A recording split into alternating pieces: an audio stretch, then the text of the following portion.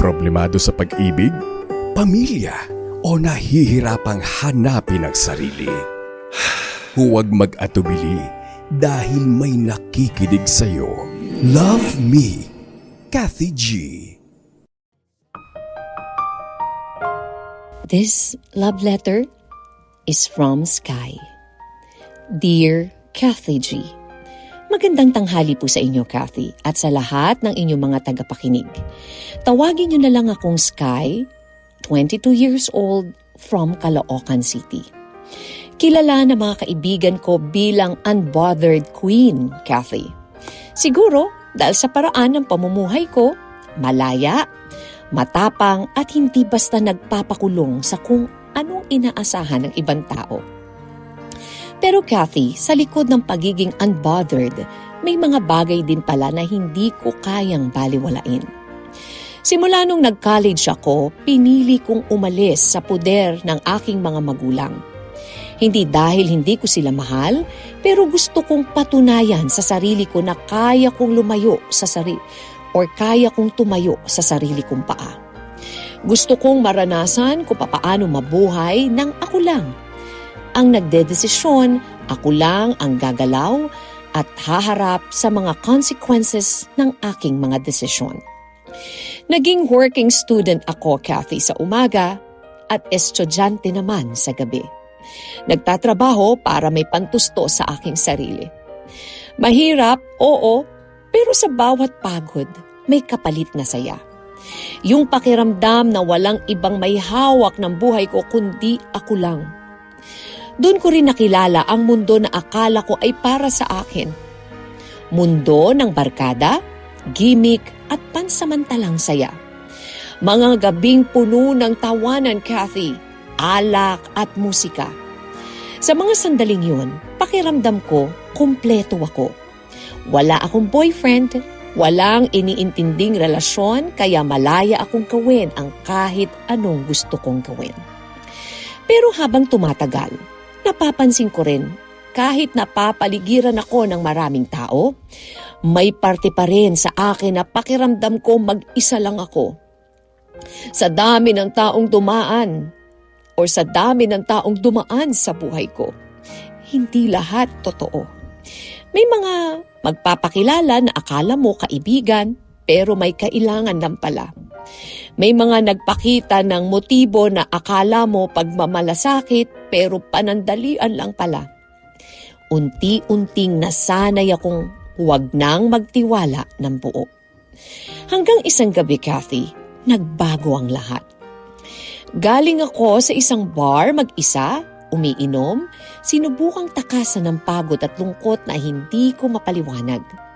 Maingay ang paligid. Umiilaw ang dance floor at halos hindi ko na marinig ang sarili kong iniisip. Hanggang may lumapit sa akin, Kathy, isang lalaking hindi ko man lang nakita ng maayos ang kanyang muka. Sa dami ng ilaw at kalasingan ko, parang anino lang siya na alaala ko, Kathy. Kinausap niya ako. Pinasaya at ng gabing yun, sumama ako sa kanya. Kathy, hindi ko alam kung anong pumasok sa isip ko noon, siguro dahil sa kalayaan na matagal ko nang hinahanap o dahil sa pagod na gusto ko lang takasan. Kathy, may nangyari sa amin. At paggising ko kinabukasan, wala na siya. Walang pangalan, walang numero, walang kahit anong paraan para hanapin siya. At doon ko na-realize na may mga desisyon talaga na kahit isang gabi lang, kayang baguhin ang buong buhay ko. Lumipas ang ilang buwan, napansin kong may kakaiba na sa katawan ko, Kathy. Hanggang sa nalaman kong buntis ako. Parang gumuho ang mundo ko sa isang iglap lang. Kathy, hindi ko alam kung paano ko tatanggapin yun. Hindi pa ako handa. Marami pa akong pangarap at gusto kong makatapos. Makatulong sa aking pamilya at maranasan pa ang buhay na pinaghirapan kong buuin para sa sarili ko. Sa totoo lang, Kathy, ang unang pumasok sa isip ko, ipaalis ang bata. Pero dahil sa takot, dahil sa galit sa sarili ko, sa pakiramdam ko na hindi ko pa kayang maging ina, pero habang tumatagal, may isa pang idea akong naisip. Ang pinsan kong si Vicky. Kathy, matagal na silang gustong magkaanak ng asawa niya, pero hindi sila nabibiyayaan. Naisip ko, paano kung ibigay ko na lang sa kanya ang batang dinadala ko? Baka siya ang mas karapat-dapat na maging ina kaysa sa akin. Baka sa kanya, magkaroon ng buhay at mas maayos na hinaharap ang aking magiging anak. Pero Kathy, hindi ko alam kung tama ba ang gagawin ko. Tama bang dalhin ko ang batang ito sa mundo nang hindi ako ang magpapalaki sa kanya?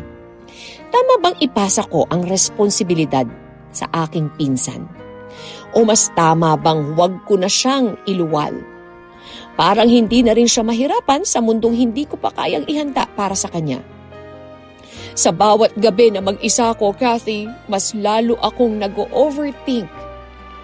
Ang pagiging unbothered ko ba ay lakas o paraan lang para matakasan ang realidad? Ano po ba ang dapat kong gawin? Pipiliin ko ba ang sarili ko o ang batang wala namang kasalanan? At kung sakaling piliin ko siya, kaya ko bang panindigan ng lahat na mawawala sa akin? Kathy, alam kong madami ang magagalit sa akin, pero sana maintindihan po nila ako at sana po ay matulungan niyo ako sa aking problema. Hanggang dito na lang, lubos na gumagalang, Sky. Love Me, Kathy G.